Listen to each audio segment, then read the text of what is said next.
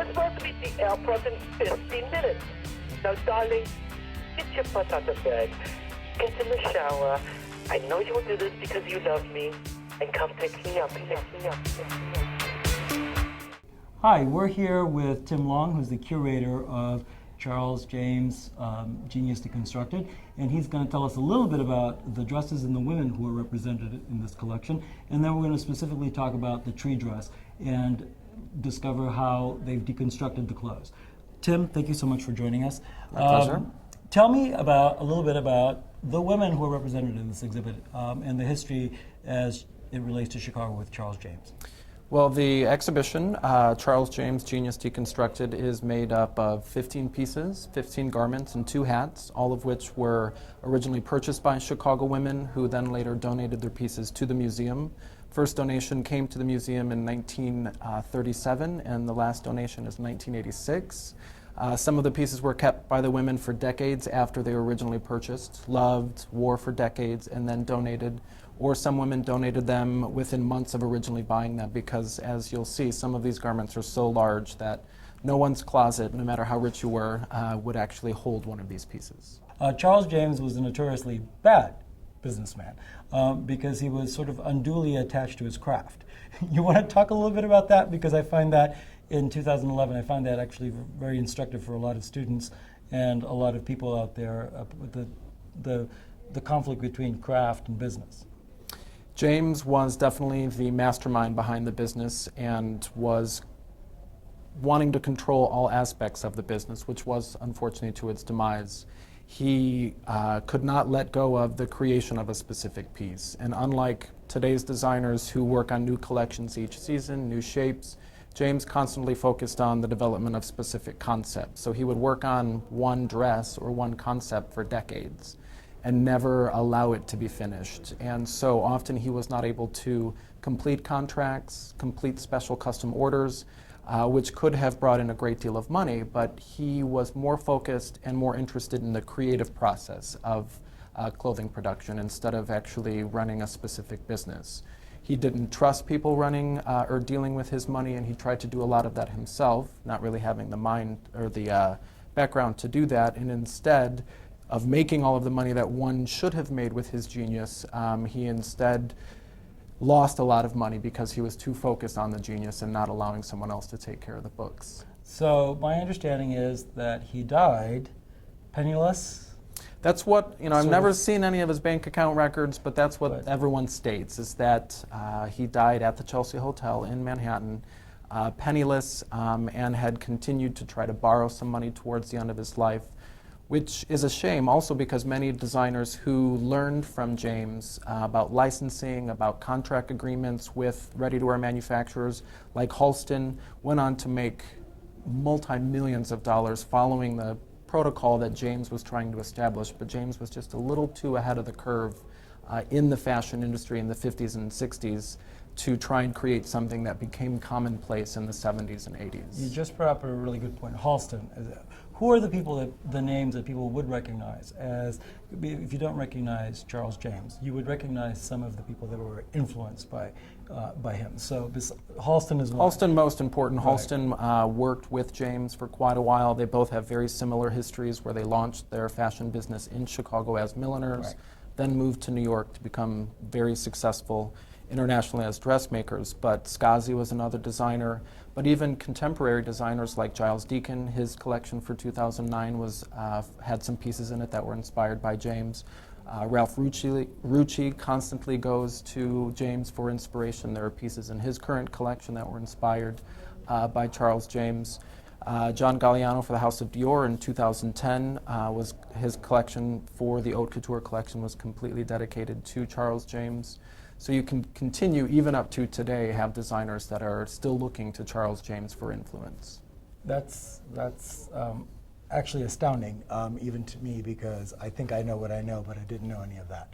So what we're going to do next is we're going to take one of the dresses here in the collection, and we're going to take it from the stage that you would normally see the dress on the lady who bought the dress, and then how the museum was able to deconstruct the dress And Tim is going to talk to us about that process and actually how to also reconstruct the dress so you can see the many layers on the work that went into almost this obsessive craftsmanship that you probably wouldn't see much today unless we were talking about couture.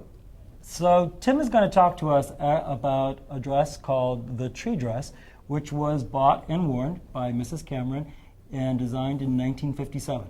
So we know about the dress, and how does it illustrate the process of deconstructing Charles James's clothes? The tree dress is one of three that we've decided to reproduce the interior layers of, so you can see what really made this dress, how it was constructed, and what really made this dress tick. Charles James thought that this was one of his most important designs, and many of his clients thought this design was really important because it was one of the most executed pieces. Although it was made for Mrs. Cameron in 1957, it was originally made for Mrs. Tree in 1954 and continued to be made up until the latest piece, I believe, was in 1964. The exact same design, but just made for different bodies. Different colors? Or? Different colors, different interior fabrics, but I looked at many of those at different museums, and the construction techniques are the same, but they're just shifted for the different sizes. Okay. The dress from the outside is sumptuous with beautiful materials, but it really is the interior construction. It's 20 layers of material. There are 146 pattern pieces that go into the construction. And when we started to reproduce that piece, we realized that there were many layers on the inside that we couldn't physically get to, because they were sandwiched between other layers. And so we decided to try X-ray or CT scanning, and worked with some staff here and some staff at other institutions that have access to CT scanning machines. And we put the dress in the CT scanning machine while there were mummies going in. So a mummy would go in, we took the mummy out, put our dress in, and we're able to see many of the interior layers that we couldn't see with the naked eye, which influenced the patterns that we created to create a reproduction. Let me ask this. How common is it? Because people, you've watched any PBS documentary, they see CT-scan mummies, they CT-scan skulls, they CT-scan paintings. How common is it to CT-scan a dress? Very rare. I've never seen a CT scan of a dress before. I don't know if we're the first, but in all of my focus and obsession with historic dress and the construction, I've never seen that view. X-rays are pretty popular, but to be able to see the dress in the round, and then the video that we've created is looking at it in the round. I've never heard of it, so that's why It's quite exciting. Yeah, and we really were able to find some very cool bits of construction on the interior that we would not have been able to see with just the naked eye. And so now, by using that CT scan, we've been able to make that repro to show the type of construction techniques that were hidden. We were able to see the layers, but also James wasn't able to find the type of materials that he wanted or the type of structure that he wanted, so he would quilt various layers of material together, and that's what we found out. But then also the grain line of the material, and also you could tell whether or not the material was man-made or a natural fiber. Things, again, that we could have never seen. You can see that by the weave. You can zoom in and see that by the type of weave structure that is in there. That'll give you some clues about what type of material was used. But where darts were, where seam lines were, whether or not it was stitched by machine or stitched by hand, all of those things we could have never seen. We tried to feel on the inside, but being able to get that deep of a look inside the garment was instrumental to us understanding, but now for the next generation of people that will look to James for inspiration, they can now see the interior of this piece that no one really had access to before. The women who actually make do the couture, the hands, as they die, techniques will die along with them, because there isn't a population of people who want to learn how to sew. Will CT scans be able to sort of bring back, let's call them dead techniques that people can understand, that maybe they couldn't have that they were lost, quote unquote, before? I think they could help. I certainly agree with you that soon some of these techniques will die. In some of the techniques that we found, I wasn't able to, or we weren't able to decipher them immediately. We were able to take some clues from that, some clues from what we saw, but then we also were able to interview people who worked for James. There are pattern drafters still living in Manhattan who used to work for James. various jobbers that worked for him. And so I brought a lot of these patterns to them, the reproductions to them, and got information from them, information from the CT scan. So I think in the future, new technologies will certainly aid us in understanding these garments. But unless there's that direct handed down information, you telling me telling the next generation, Right. that it will be lost. And there are certain techniques that have been lost that James used over the last 50 years because there are so few of his pieces around that hopefully now with what we've learned and with doing this exhibition and producing a catalog, it would be great if the next generation has this resource to go to continue to use his information, use the type of construction techniques that he employed. Are there any designers for whom you see this sort of necessity to deconstruct clothes? Because there are a lot of people who are called deconstructionists. So do you think that 100 years from now or 60 years from now, people will have this kind of excitement about what's being made today? Absolutely. I could see a show like this being done on McQueen. A lot of the techniques that McQueen uses or even Vivienne Westwood use, those are techniques that unless you were to take that garment apart, you're not going to understand the construction techniques.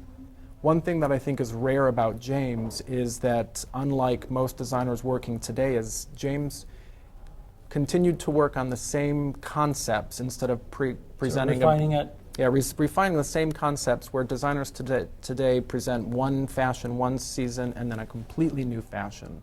And so with James not being very prolific compared to contemporary designers makes him even more rare because there's so few pieces out there to be seen. Someone like Ralph Rucci, who works in a similar vein where he doesn't present brand new collections each season, he develops concepts. Right. I could see Rucci definitely being someone in the future that people go to because he employs that type of haute couture technique in this country where you don't really see it that much. So I think it's the designers who aren't so prolific, where the amount of material out there to be researched is so rare that there's going to be a desire to have that knowledge of that construction technique. We're responding to, because if you do an exhibition like this that the public can't understand, then you're defeating the purpose of a museum. I think more and more you'll see an emergence of that construction applied into exhibitions because the public has been asking for it. We did some audience research at this institution to see what our visitors want, and how construction or how garments are made came at almost 84% of all of those that we interviewed. And so we're responding to what they want.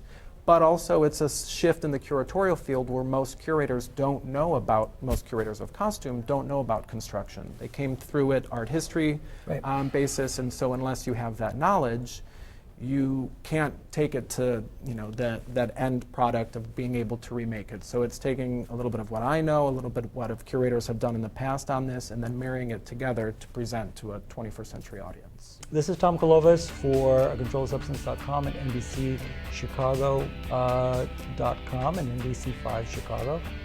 We're supposed to be at the airport in 15 minutes. Now, darling, get your butt out of bed. Get in the shower. I know you will do this because you love me. And come pick me up.